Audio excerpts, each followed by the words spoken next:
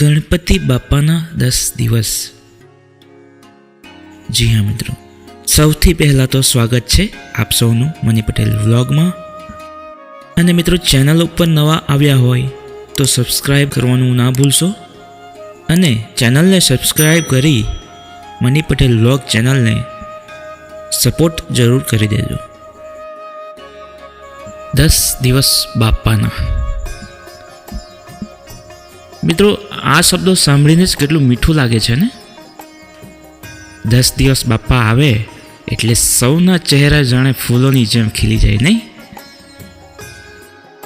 10 દિવસ બાપાના પ્રેમમાં આપણે કેવા ખોવાઈ જઈએ નહીં? બધું એ કામ, બધું એ ટેન્શન માનો ગાયબ જ થઈ જાય। આખા ભારત વર્ષમાં, આખા દુનિયામાં બાપાના પરચા હોય અને 10 દિવસ માનો બાપા આપણા માટે સમય કાઢીને આવ્યા છે। બાપાના આગમનની પણ શું ધૂમધામથી તૈયારીઓ કરવામાં આવે છે। બાપાના માટે કેટલા અનેકો પ્રકારના ડેકોરેશન બનાવાયા હોય, મંડપોની તૈયારી થતી હોય અને બાપાનું જ્યારે આગમન થાય ત્યારે મારા વાલા, જો તમે કેટલા ઢોલ વાગતા હોય, ડીજે વાગતા હોય, ધૂમધામથી નાચીને બાપાનું શું સ્વાગત કરવામાં આવે છે। કેટલી ભીડો લાગી હોય અને બાપાનું ધૂમધામથી સ્વાગત થાય છે।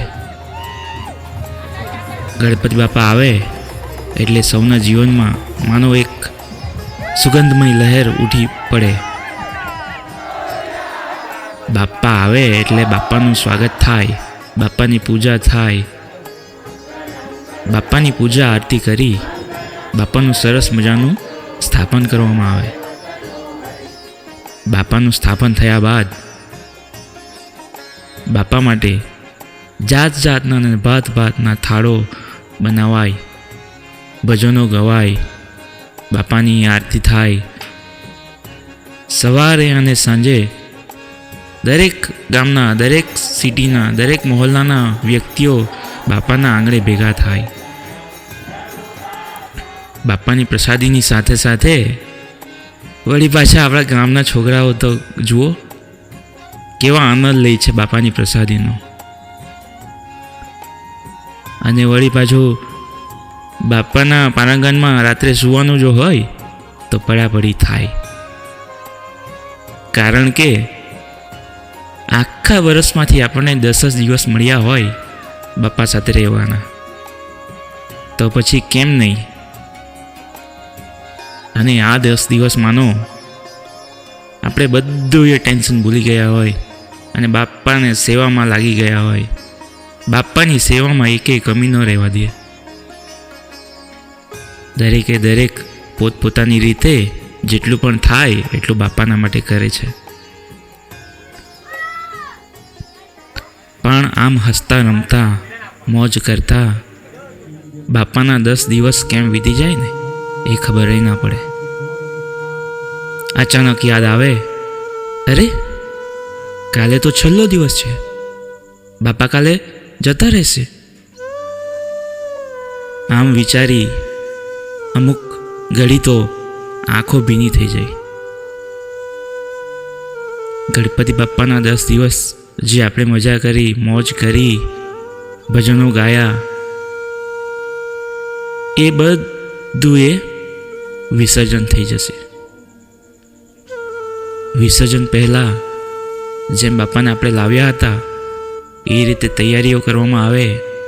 બાપાના વિસર્જનમાં ઘણું બધું એ ધૂમધામથી, એમ તો આપણે કહીએ કે આનંદ ચૌદસ કહેવાય, એટલે નાચતા ને વાંચતા ને ગાજતા બાપાનું વિસર્જન માટે તૈયારીઓ કરવામાં આવે અને બાપાને વિસર્જન માટે લઈ જવામાં આવે।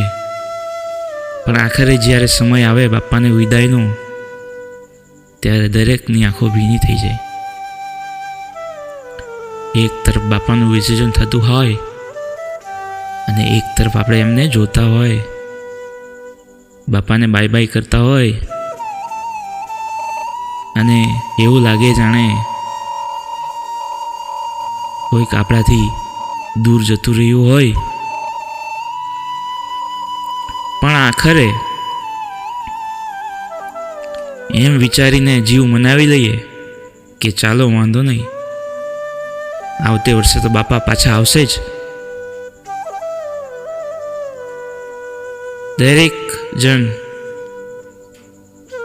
બાપાને વિદાય કરી જીવ મનાવી અને પાછા પોતપોતાના કામોમાં લાગી જાય છે. બાપાના માંડવાઓ પણ છૂટી જાય અને આખરે રહી જાય છેલ્લે બાપાની એવી મીઠી મીઠી યાદો અને 10 દિવસ જે બાપા સાથે વિતાવ્યા એ દિવસો. મિત્રો, તમે જે 10 દિવસ બાપા સાથે વિતાવ્યા છે એ 10 દિવસો મને કોમેન્ટ કરી જણાવજો કે એ 10 દિવસો તમારા કેવા ગયા, તમે શું શું કર્યું. અને મિત્રો, આ વિડીયો તમને જો પસંદ આવ્યો હોય તો આગળ શેર જરૂર કરી દેજો, કારણ કે ગણપતિ બાપા આપણા દર વર્ષે આવે જ છે અને દર વર્ષે આ મીઠી મીઠી યાદો લાવે જ છે. તો દર વર્ષે તમને આ વિડીયો બાપાના 10 દિવસની યાદો અપાવતો રહેશે. તો મિત્રો, વિડીયોને લાઈક કરો, વિડીયોમાં કોમેન્ટ કરો અને આગળ શેર પણ કરી દેજો. મળીએ ફરી પાછા આવા કોઈક સારા અને સુંદર વિડીયોમાં. ત્યાં સુધી સૌને જય હિન્દ, જય ભારત, જય માતા દી, જય શ્રી ગણેશ.